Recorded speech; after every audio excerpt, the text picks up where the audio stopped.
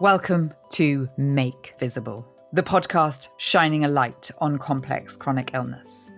I am your host, Emily Kate Stevens, and I've been living with an energy-limiting condition since 2020.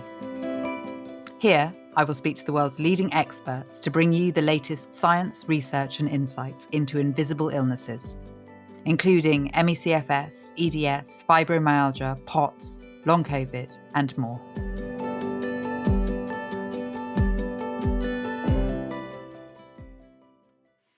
Welcome. I hope that you're all having a reasonable day.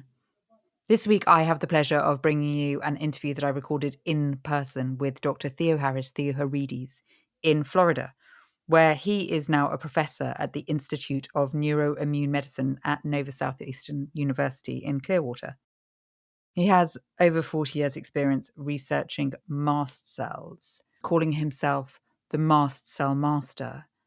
I went to him for an overview of what these cells are responsible for in our body, how they might be contributing to these invisible illnesses, looking at the crossovers, discussing better diagnostics, and considering how we might inhibit their activation, preventing these allergic-like symptoms from taking place rather than treating it after the fact.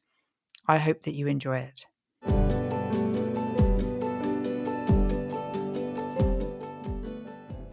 Dr. Theoharis Theoharides, thank you so much for joining me today. You are probably the only person that just pronounced my name perfectly. I go for Dr. Theo for sure. Dr. Theo, it is such a pleasure to actually be here meeting you in person. Thank you, likewise. What a joy.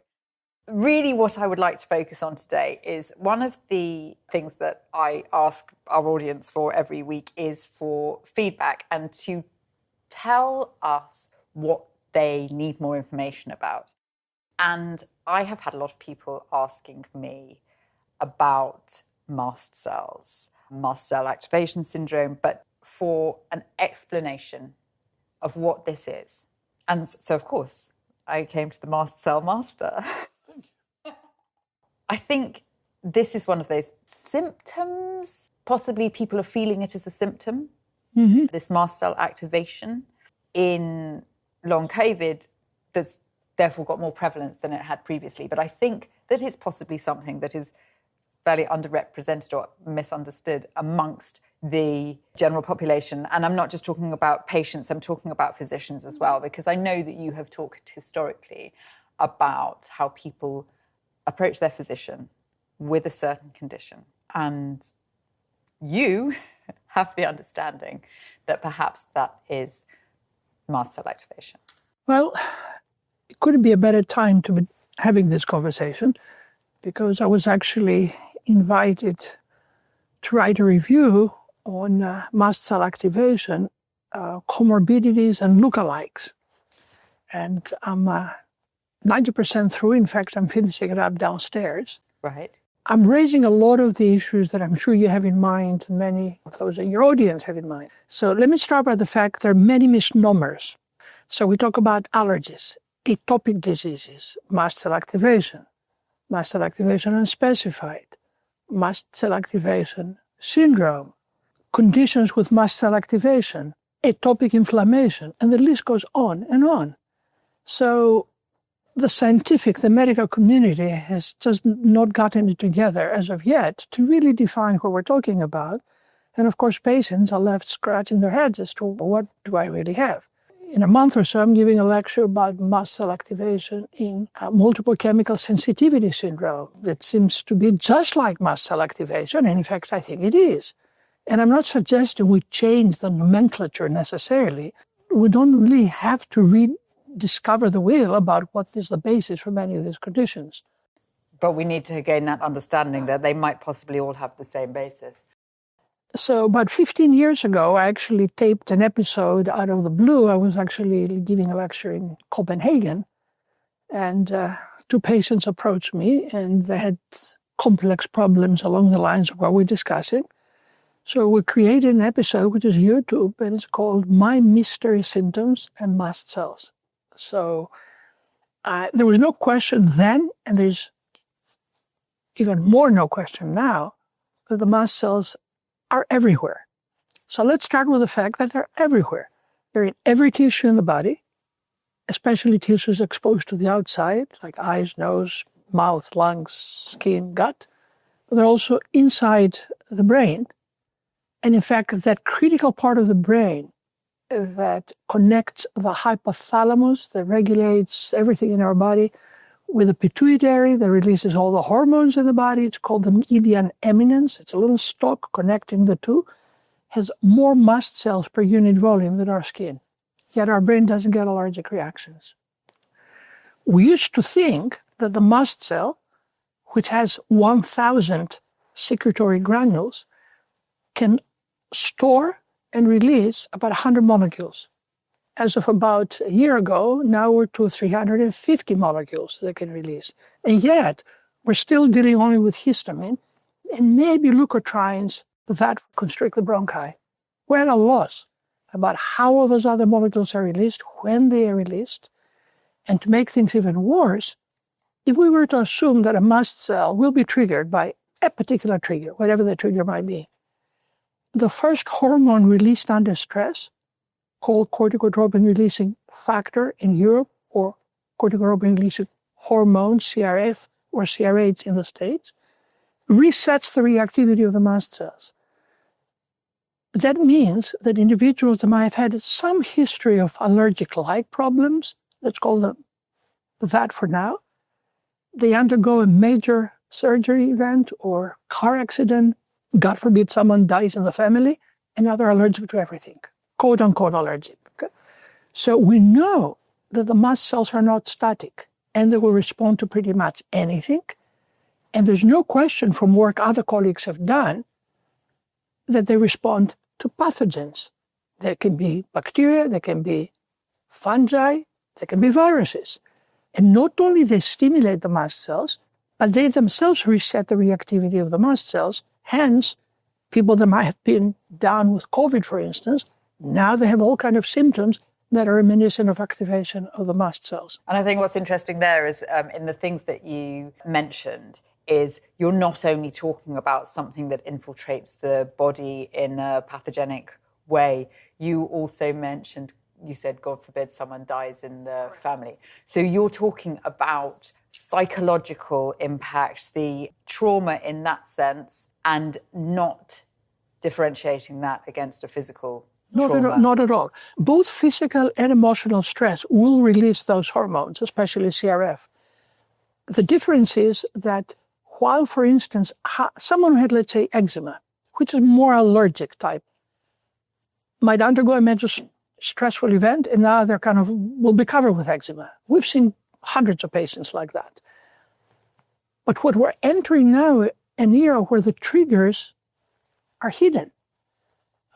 So if someone, let's say, were sick with COVID, or they had mononucleosis at some point, and now we have viral reactivation, that will trigger the mast cells, and now they might either respond to triggers that had been quiet for a very long time, or new triggers that are showing up now. Does it always tend to be one big trigger, like a COVID, like a virus? Or that's kind of analogy of a glass of water, and you add a bit more, and you add a bit more. So do the mast cells operate in that way? So you have a virus, and then you have emotional trauma, and then you have something that you were already triggered by. Maybe it's a chemical, maybe it's a cleaning chemical. No, I agree with you. Eventually, the glass overflows. It's just that if there is a distinct event, it's easier for a patient to understand it and convey it, let's say, to a physician. I remember that everything started after that. But as you said, there can be an incident after an incident after an incident, eventually leading to that. So it can be those small increments. In medicine, we always look for triggers because it's easier to say, well, there's a trigger. But we don't really look for inhibitors. I mean, my mast cells don't fire. Yours may. So why? It may be that you're exposed to triggers, but there are individuals who have never been exposed to any trigger that I can put my finger to, and yet they respond. So if we were to look for possible inhibitors in our body, in general, in medicine, we don't have that many inhibitors. We have a couple of molecules that inhibit enzymes that break down proteins, so alpha-2 microglobulin, alpha-1 antitrypsin, but that's about it. So, and I don't believe nature, God over 300 million years didn't actually endow us with some inhibitors. So one of our major efforts is to identify why we are not looking for possible inhibitors. Give you an example. We had done a small experiment a long time ago, but it was N equals one particular experiment, so Google couldn't really publish it. But we took blood from an individual about 26 years of age, female, working in my lab, with her permission, of course, and blood from an individual that had severe mast cell problems. Okay. And we cultured mast cells in the laboratory. So what we did is we removed half of the medium we put in the tube that we culture the mast cells, and in one instance we replaced it with a medium from the normal individual, quote unquote normal, and the other with a person with mast cell problems. And then we stimulated the cells with a neuropeptide called substance P. Well, the cells in the medium of the otherwise normal individual fired less, and the ones in the mast cell sort of person fired much more. But there was nothing else, same trigger. So something in the blood of the otherwise normal individual was preventing the stimulation, and in the other instance was actually making the stimulation worse. So is that suggesting that people that get this mast cell activation or this flood of mast cells, however we want to call it, this kind of reaction, are lacking that inhibitor in their body? That's what I'm implying, that we have to deal with a balance, the triggers and then the possible lack of innate inhibitors. And I think they're both true, except that until now, no one has actually uncovered an innate internal inhibitor of the mast cells, and I've spent my last 40 years looking for one, and I'm still looking. You're still Even looking. though I have some clues as to what might be possible. Right. In nature, there are ways for us to potentially look for such. For instance, lizards have lots of mast cells. They don't get allergic reactions. Same goes for fish. Sharks, right down as you, don't get allergic reactions. They have lots of mast cells. So obviously, number one, they're doing something there other than succumbing to allergies, which they don't get, or they're prevented from doing that. So I think the science, we might get back to this, is somewhat misguided in the way we approach solving problems. So number one, we still don't understand the function of the mast cell other than in this type of reactions we're talking about. Number two, we're not looking for possible inhibitors, and there's no way that science will come up with drugs that block every one of the 350 molecules that are released from the mast cells. And that's why we only have antihistamines and maybe a couple of anti-leukotrienes. And it's actually those molecules that are released from the mast cells that are the problem rather than the mast cells themselves. Can you talk to me about that process of the way in which the mast cells impact the body, the route that they take? Depending on the trigger, different things will come out. If you're unlucky and you get into anaphylactic shock, the mast cell will explode like a hand grenade and release pretty much everything. And, unless we act quickly, you're doomed. If you're allergic to something specific, like a food or pollen or something, we know where the trigger is. So either you avoid the trigger or we do what we call immunotherapy. We kind of get your body used to that trigger, and eventually the body says, I don't need to bother anymore. Is that the sublingual? Tiny drop? Tiny drops, yes. But, you can't do it 100 different things. You do 1, 2, 3, however, are very important. Then we're left not knowing what triggers. So if I scratch someone's underarm or the back, and all of a sudden in 1 minute I get a red line where I scratched, that means that the muscles in the skin reacted just to the pressure. And in fact, most of the patients I deal with, they have complex issues that relate to the mast cells, do get that red line, and we call that dermatographia. That's the quickest way to find out that the mast cells in that person's body are ready to fire, and we might not know the triggers. Now, once they release, some molecules are released and destroyed very quickly. Some molecules linger on for a very long time. Some cross into the brain. some don't cross into the brain. And that's why we have such different symptoms in all individuals, because the molecules released from the mast cell will affect every cell in the body. Back in 2015 or whatever it was, I and colleagues wrote a review in the New England Journal of Medicine, and I was grateful to the journal, I still am, because they allowed us to use the title, Mast Cells, Mastocytosis, and Related Conditions. It was the first time that we started talking about related conditions. Now, going back to the misnomers about what we call what. For some reason, my colleagues decided that if you have a telltale history of allergic-like problems, and we give you the only thing we have, antihistamines, so you do a little better. And if only one of the molecules released from the mast cells, called tryptase, it's a meat tenderizer, it's a proteolytic enzyme, is high within 48 hours of an episode, then we call it mast cell activation disorder, syndrome, MCAS. But it's almost impossible to get a tryptase measured within 48 hours of an episode unless you have an indwelling catheter. Most hospitals have no clue what tryptase is, and they send it out anyhow. So there's no way to address the patient when they show up at the emergency room if they're going to get a tryptase results a week later from whichever company they send it to. Okay? And therefore, I don't understand why everybody's stuck with either wanting to be identified with MCAS, mast cell activation syndrome, or have a diagnosis thereof, because the diagnostic codes we use have a different code for mast cell activation unspecified, for other mast cell activation disorders. So I can call a patient, you have another mast cell activation disorder, and the treatment approach will be identical to if you had MCAS. So I don't understand what the hang-up is and why everybody's saying, oh, yeah, you don't have MCAS because you don't have high tryptase. And to make things worse, we really don't have a panel of molecules where we can say if you have high X, Y, and Z, you have mast cell activation disorder. Because these molecules are not necessarily specific for the mast cell. So here's the fallacy. We have tryptase, which is specific for the mast cell, but doesn't help me. Because as I already said, most of the time it's not high. And even if it is high, we don't have an anti-tryptase. We don't have a way to block tryptase.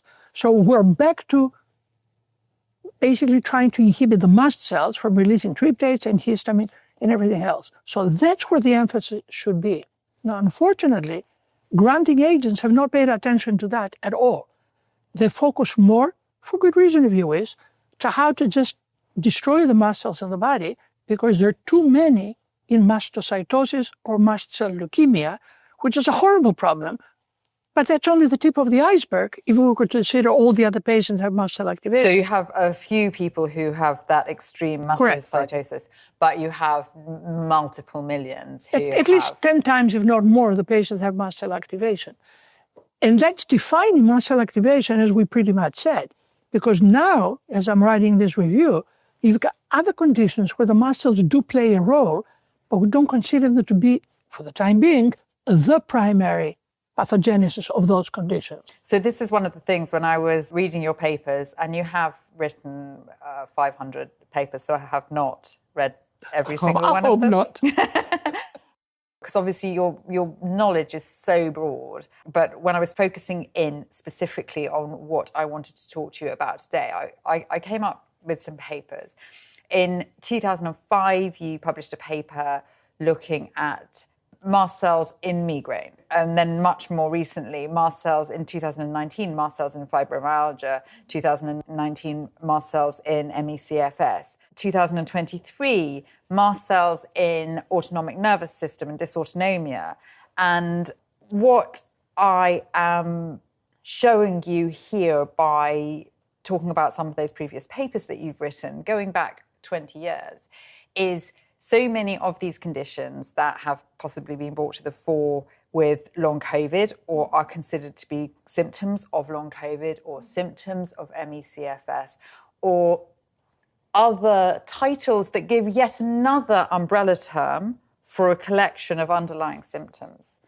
It, in so many instances, seems to be these same symptoms, this same physical situation that you have in mast cell activation syndrome or whatever the title is that people are looking for it. So you are suggesting that mast cells play a part in so many of these things in I'm complex not the only chronic one that illness. has done that. As you know, Dr. Larry Affrey, who's a good friend, has said that as well. I'm just trying to limit myself to the extent that where there is repeated evidence that muscles or muscle activation is involved, then I'll make the leap of faith and say, yes, they are the problem. There are other instances where mast cell activation might be just something happening at the same time, but not necessarily the beginning and the end of that condition until proven otherwise. And the reason why I'm being a little more cautious in medicine in general, and even within the specialty of allergy, we don't talk about all these other problems. We focus, unfortunately, on just allergies. So there aren't that many physicians who can think outside the box and say exactly what he said. I mean, there's evidence that there's mast cell activation in migraines, in this and that and the other thing. And therefore, we should make physicians aware of the fact so that when patients show up, we know what we're talking about. I just got a desperate email from a lady from Brazil who showed up at a major hospital in Maryland last week, and she had issues like ones we are discussing, and they basically told her it's all in her mind. And she went out and she had an anaphylactic crisis and almost died. So physicians are just not aware of these issues. Now, I understand that in an emergency room, they're not likely to deal with a complex disease, but there should be us somewhere out there working collectively to address these problems. Give you an example. In irritable bowel syndrome, we have lots of symptoms that otherwise are found in mast cell activation disorders. So you've got, diarrhea, sometimes you might have constipation, mostly diarrhea, you can have hypertension, you can have headaches. All of these are similar to symptoms that one experiences in mast cell activation disorders in general. So colleagues look for more mast cells in the gut.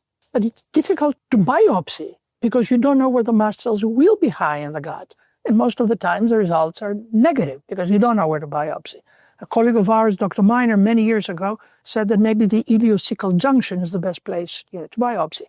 And I wrote actually an editorial years back. It's not the numbers of mast cells, it's the activation of the mast cells.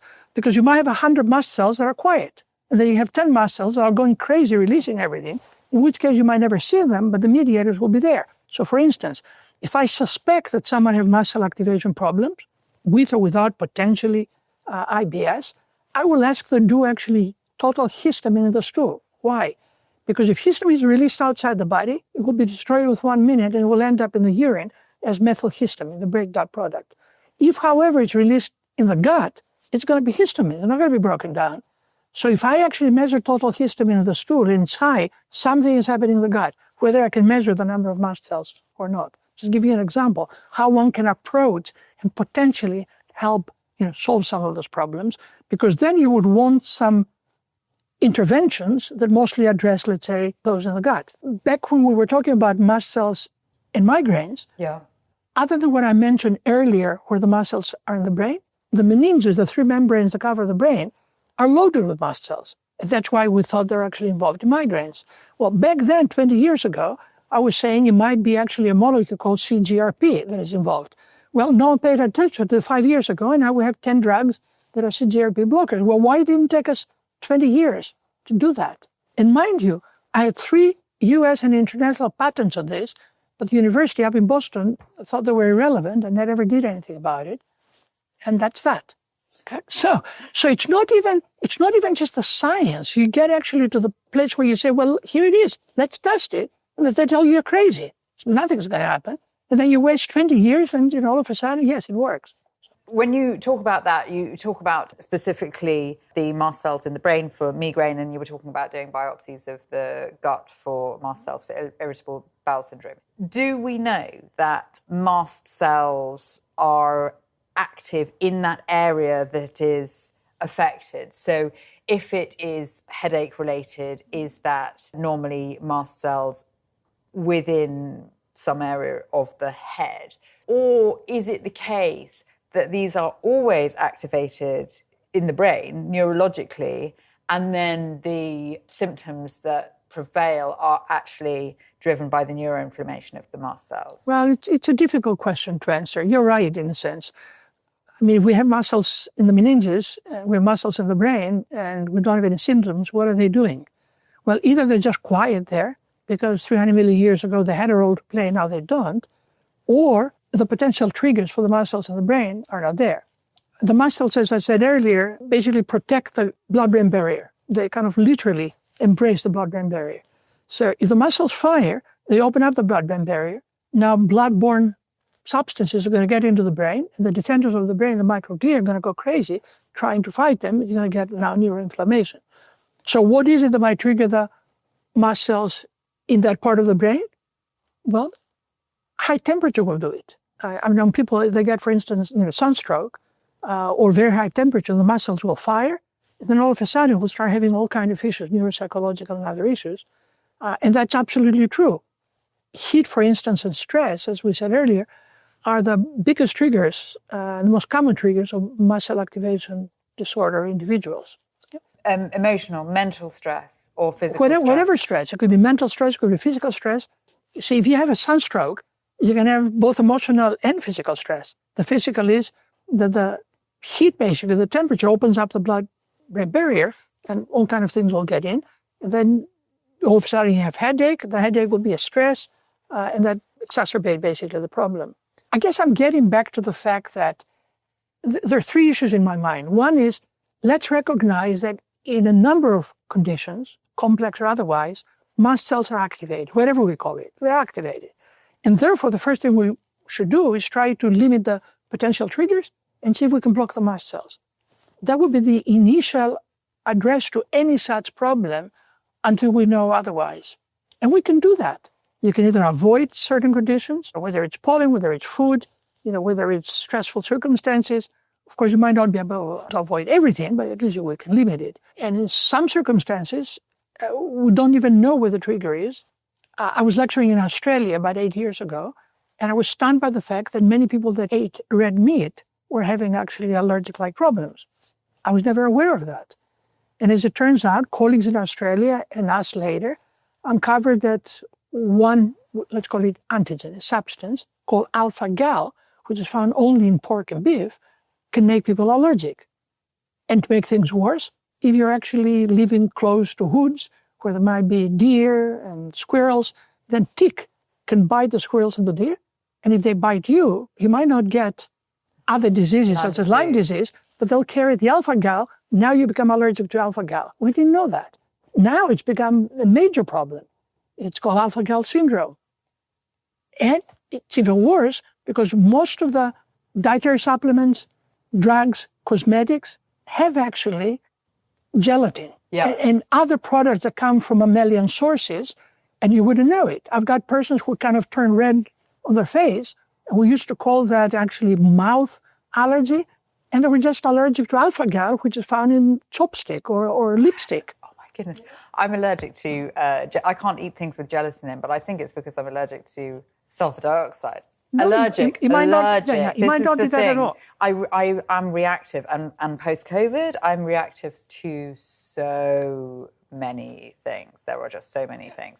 But the problem is identifying, like you just said, so even just in the shells of the capsules, that all of us who have these symptoms start taking all of these multiple supplements, and actually then you often don't have any idea of all of the various tiny chemicals and components that you're taking. True.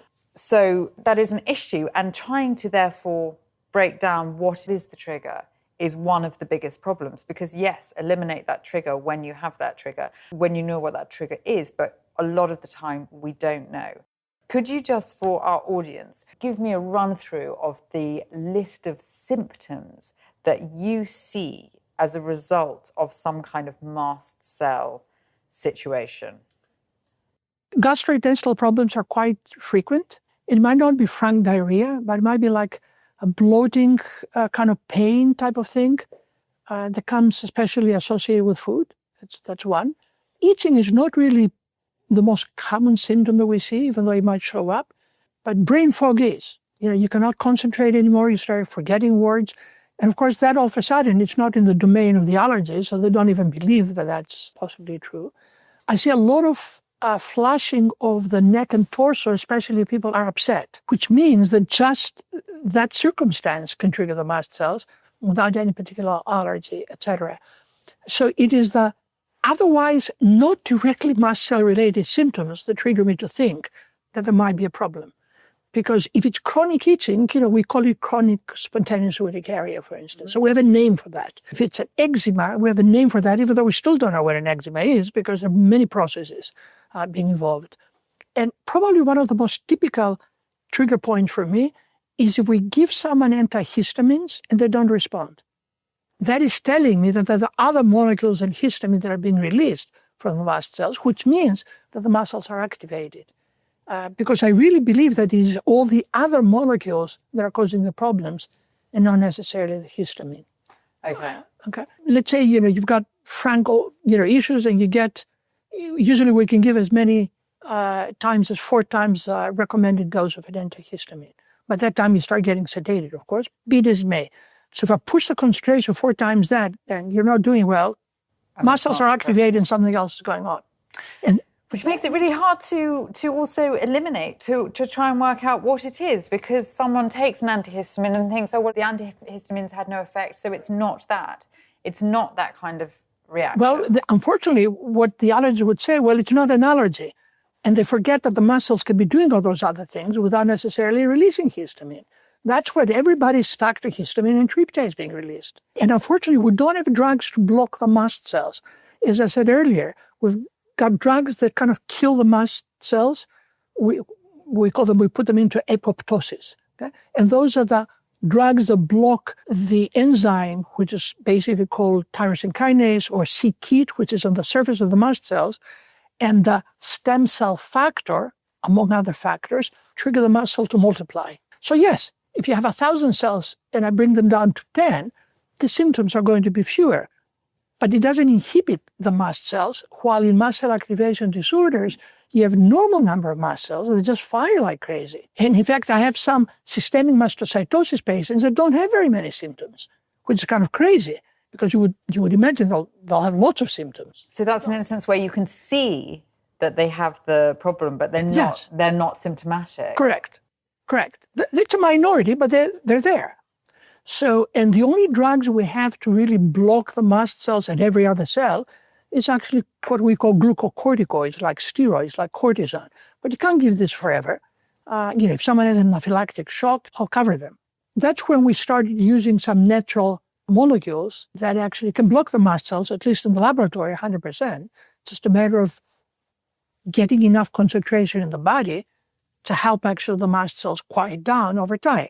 So if we think about something like, and you've also written a paper on this, the role of mast cell activation in asthma and in that sort of breathing difficulty, which has been quite prevalent in the post-COVID condition. Correct.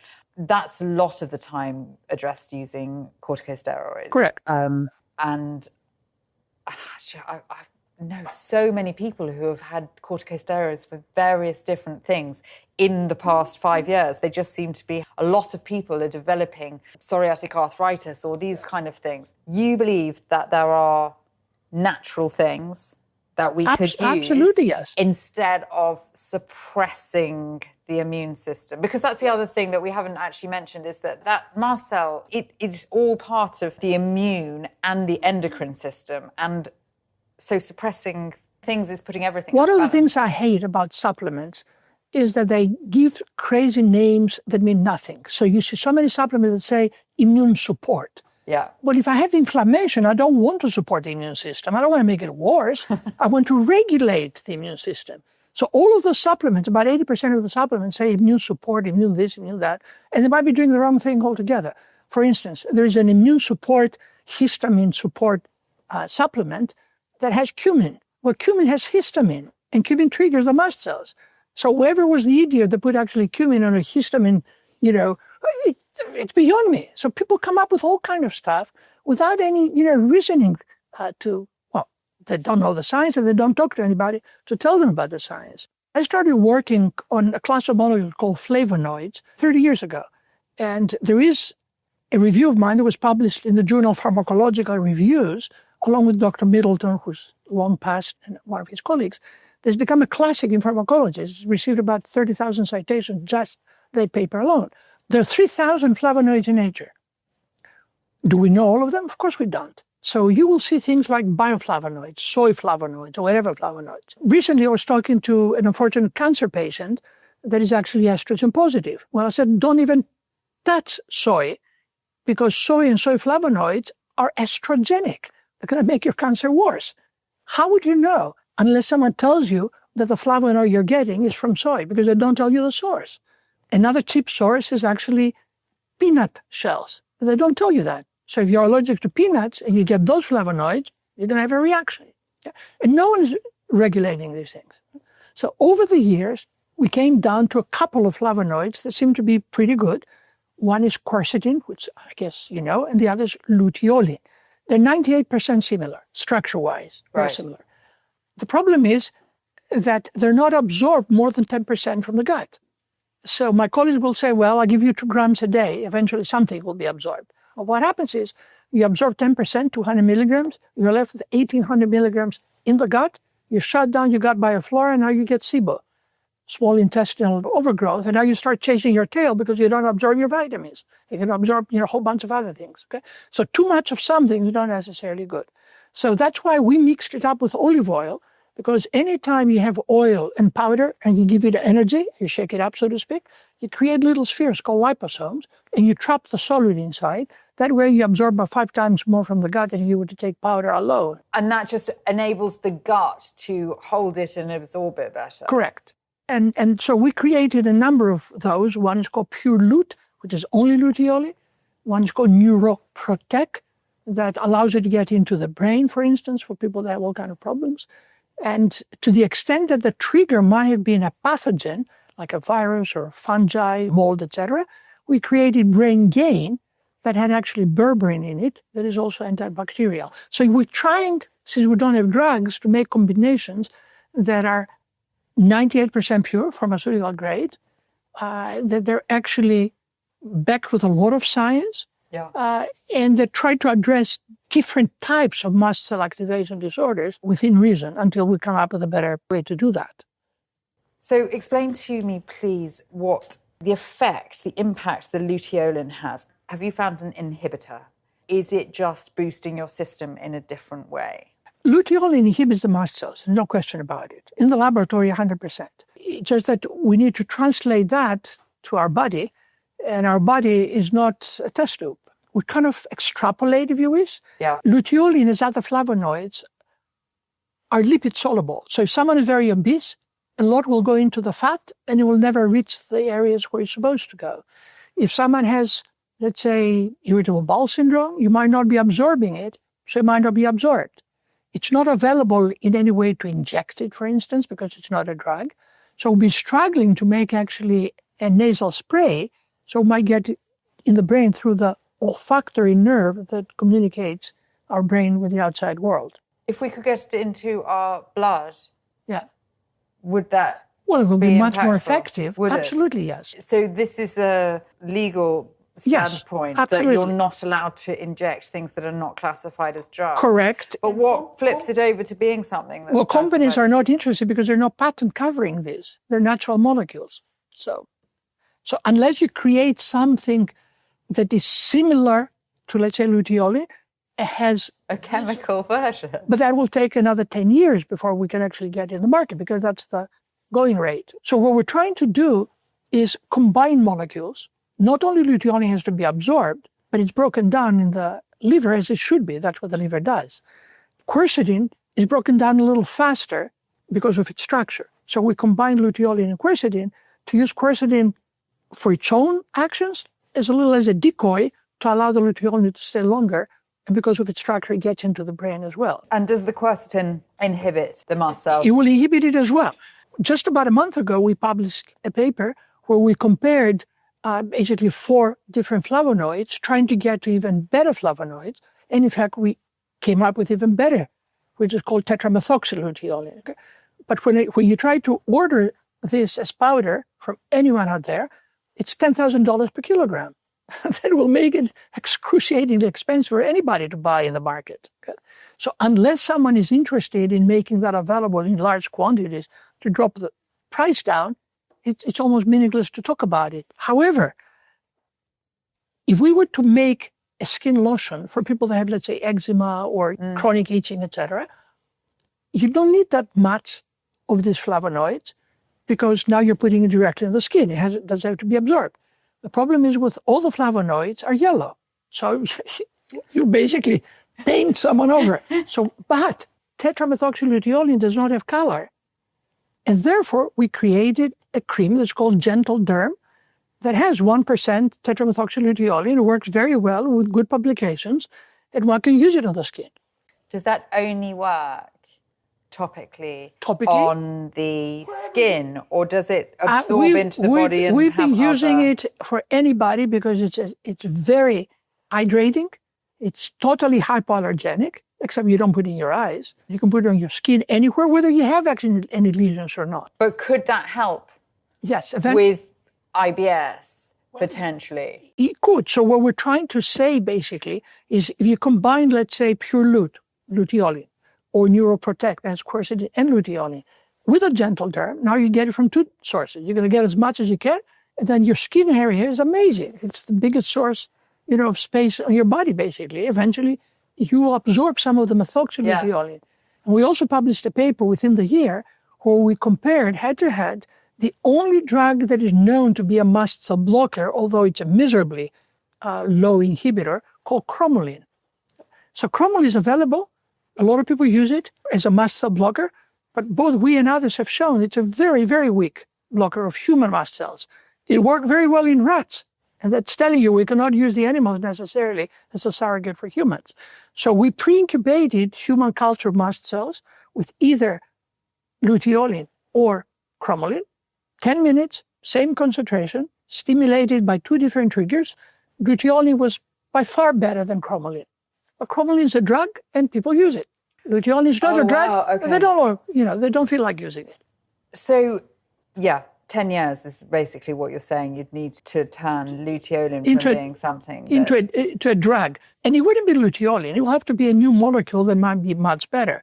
So, in fact, we're doing a lot of science here, a lot of work, using both cultured microglia and cultured mast cells in a different setting now rather than isolated mast cells. When you say cultured, what does that mean? Does that mean taken from humans originally and then... Correct. So what we do is we obtain blood either from normal individuals or individuals that it might be chronic fatigue, it might be Parkinson's, it might be whatever.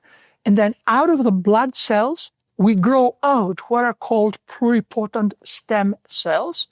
And then if you add the right growth factors, you can trigger the cells to go in different directions. So we can grow mast cells, we can grow microglia, we can grow neurons, and we're not the first ones to do that. But until now, pretty much everybody was using isolated cultured cells. It's the mast cell, and we give it a trigger, and then we can measure what comes out, and then we can try to block it. However, the mast cells don't live in isolation. In the skin, they have fibroblasts, they have endothelial cells. In the gut, you've got the gut mucosa. In the brain, you've got the microglia, the neurons. So what we're now creating is what are called human organoids on a chip. So we basically have a self-contained incubator, and then in the plate, we have a central well where we put neurons, let's say in the case of autism or chronic fatigue or long COVID. Okay? And then we have satellite wells, and we put the mast cells or the microglia or endothelial cells, and we can either trigger them separately, or we can do them all together with different triggers to find out what is the worst scenario possible that would do the most damage to the neurons. So now we might have a surrogate for what might be, let's say, autism, or might be Parkinsonism, etc. And now we can use that surrogate to start screening natural molecules or repurposing drugs to find out what can either prevent it or reverse it after the fact. That will get us, within a couple of years, enough, I think, novel molecules to start doing clinical trials. But it's still natural molecules unless we repurpose drugs. But so far, there are no repurposed drugs that can do that. The unfortunate thing is, as I'm sure you can gather, is no one's supporting this kind of research. I've been doing studies funded by the National Institute of Health, and no one ever had a request for applications just to study the biology of the mast cell. I always got funded either through eczema, through psoriasis, or some other source, trying to convince them. And this brings us to what we started the conversation with. I put an application in a couple of times, both to the Department of Defense and the NIH, on the role of mast cells in COVID. Lots of evidence, as we've been discussing, that they might be involved.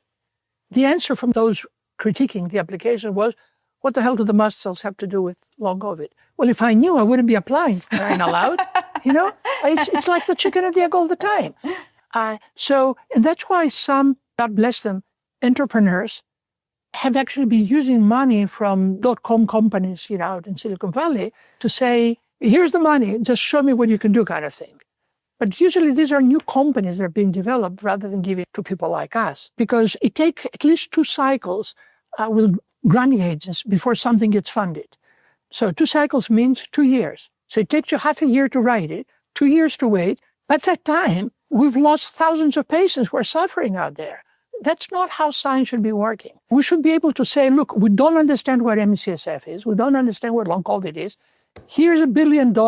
Collect the 10 best people in the world, just like they did with, not that we should have done it, with the Manhattan projects. Put them together and figure it out. But isn't that the thing? Looking at something like the mast cells in this way actually enables us to start looking at multiple of these conditions together, still keeping them as separate conditions. And therefore, in terms of the funding or in terms of the potential pharmacological interventions that could be developed by Big Pharma, which is, when it comes down to it, what people are interested in, making money from these things that they can develop. If you're grouping in not just 1 million ME/CFS patients, but you're grouping in 8 million of these people, 4 million of these people, and you're pulling everyone together and saying, but if we research this, if we put you're money absolutely into this, right, and I wish that would be the way to go. But the more complicated things get, the less likely it is that anybody will fund them, because they want a clear condition with a silver bullet type of thing, which doesn't work. In all honesty, there is some truth to the difficulty as well. I don't mean to badmouth my colleagues, because it's very difficult to do a clinical study when you have so many different symptoms. We tend to say, I'd like as virgin, excuse the expression, population as possible, because you've got to decide what your primary objective is. And every time you have a secondary objective, there's something called the Bonferroni principle in statistics. You've got to double the number of patients and keeps on going. So if someone shows up with 10 different quote-unquote comorbidities, it's impossible to do a clinical study. And then you end up basically doing a study of n equals 1. If I can actually make one patient do better, maybe there will be enough to trigger the next patient. Except for perhaps they're not comorbidities. Perhaps they are. From the research that you've done, perhaps they are all from the same root. Correct. And it's a matter of getting back to us understanding that. That's why in some of my lectures in the paper that I'm putting out now, I've got a daisy.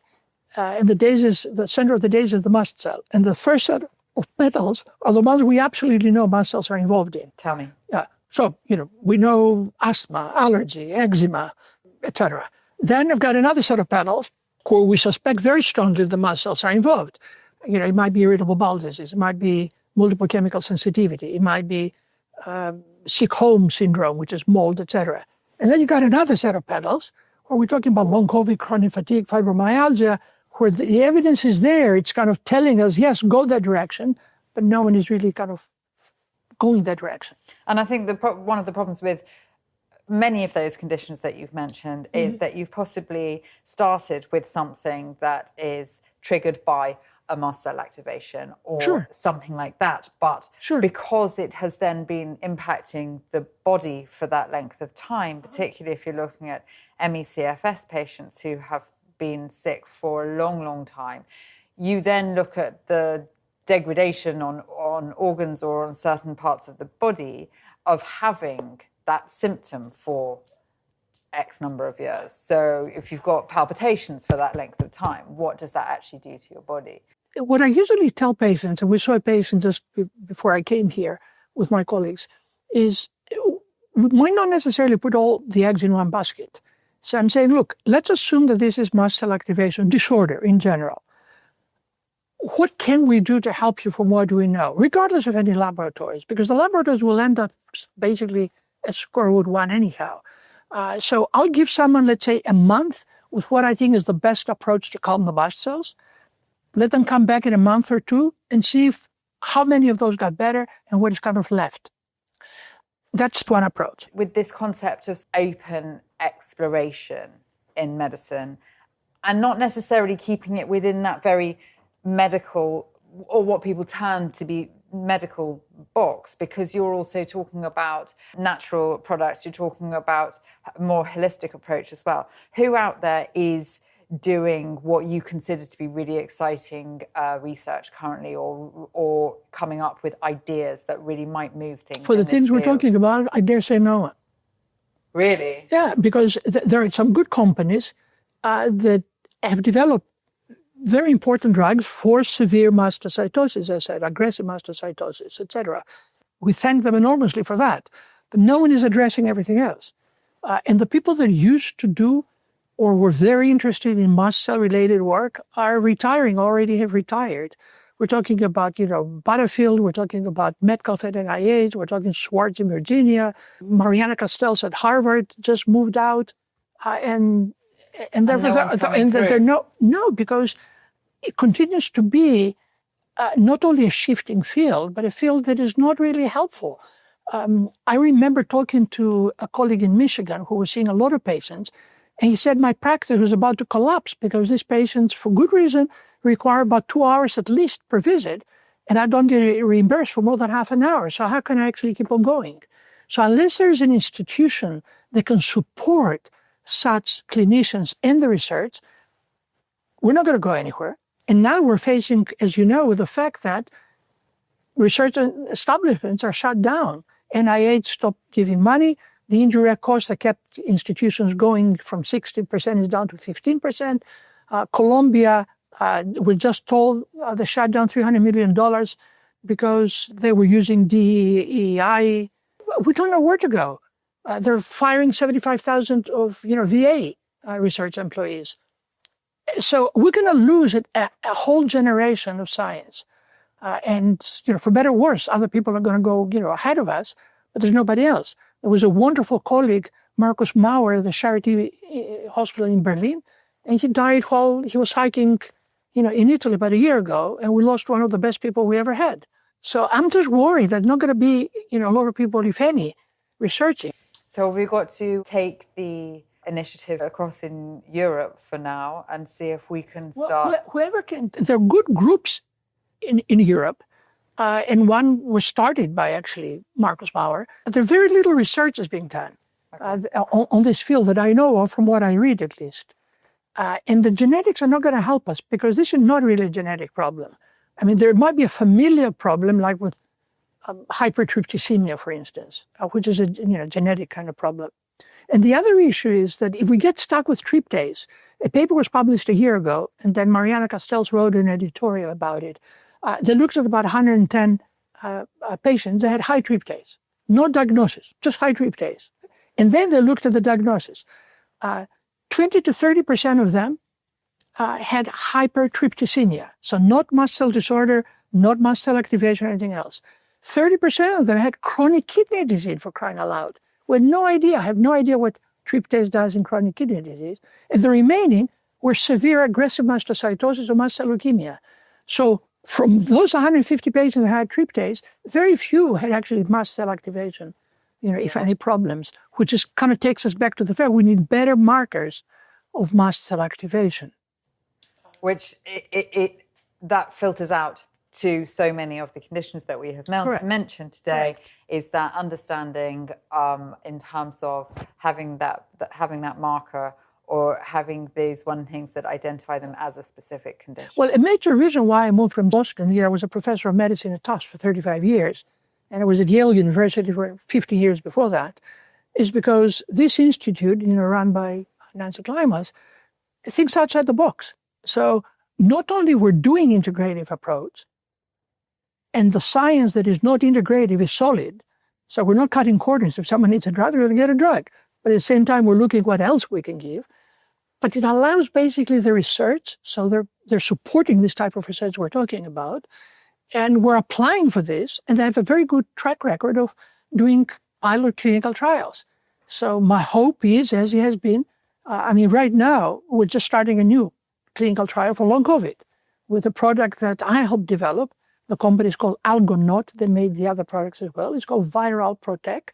And it's got 4 natural ingredients, each ingredient independently blocking a different target of the coronavirus. So one blocks the binding to the ACE receptor, one blocks the serine esterase that actually cleaves that to allow that to go in. The third molecule blocks the polymerases that allow the virus to proliferate, and the other one blocks toll-like receptor 4 that allows the production of the cytokines. Well, as you know, in medicine, the more targets we get, the more likely that we will get actually a response. So we're doing this study now in long COVID patients. It's going to start in a month or so. And that's the beauty. We can actually do the study because they have access to the patients. So who stands out in terms of the research? It's the team here that you work with at NSU, essentially. Yeah, it's a team. We can brainstorm together. We can think clinically and basic science. And we feel that we can actually turn the basic science into clinical trial quickly. Because otherwise, it's almost meaningless. We're going to take forever. And maybe to finish with an example of where things can go wrong. At Tufts, I used to teach a course, Advances and Failures in Drug Discovery. So I will pick up 10 topics over the last 50 years where both the scientific community and the Wall Street were drooling over something, and it failed miserably. I'll give you an example. Until now, we've been saying that Alzheimer's is due to beta amyloid plaques. Well, millions of dollars have been spent in clinical trials, and they all turn out zero. And what is absolutely incredible to me is that the only drug that came out of Boston, Biogen, was the company, on a clinical scale of 1 to 15, the benefit was 0.45. So with a benefit where the best would have been 15, okay, if we had benefit, half a point on this scale was only the benefit, and yet it was approved by the FDA, and it cost about $100,000 a year. And it still doesn't work. And 10 to 15% of those get edema in the brain. So that's how desperate we are. And now my colleagues that were behind beta amyloid plaques forever at MIT and Harvard now are saying it's inflammation against the amyloid plaques. And for some reason, some people develop more inflammation than others. Because 30% of the people that die of old age have beta amyloid plaques and never get dementia. Okay? But we use the word inflammation indiscriminately. Eczema is inflammation in your skin. Asthma is inflammation in your lungs. Multiple sclerosis is inflammation in your brain. But they're not the same. So we should be more careful about what we are identifying, which takes us back to the research we're doing. When we have actually the central well with the neurons and the satellite cells, once we stimulate them, we can pluck out basically the cells and do RNA sequencing and find out which specific molecule was actually activated, even though I had no idea where and how to measure it. Then we can say, okay, let's measure it, and then we'll go back to the patients and see if we can pick those up, in which case we'll have an objective diagnosis much earlier on, which also we're missing in many of these conditions. So I know I gave you an earful here, but I'm passionate about this, and I'm passionate for exactly the reason we started the conversation. We just ignore these patients with multiple problems because we don't know how to deal with them. And they're difficult patients, in quotation, because they're well studied. They ask questions and we don't know the answers. And it's easier to say, tell me your mind.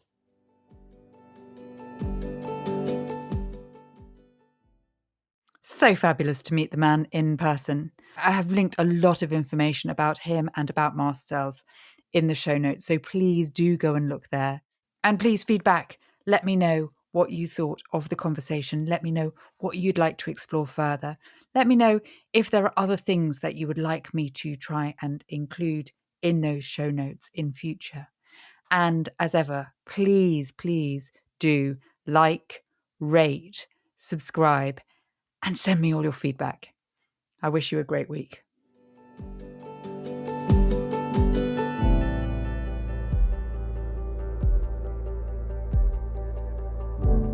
Thank you for listening to Make Visible. Please do like, follow, or subscribe to listen to our next episode where we'll be uncovering more insights into complex chronic illness.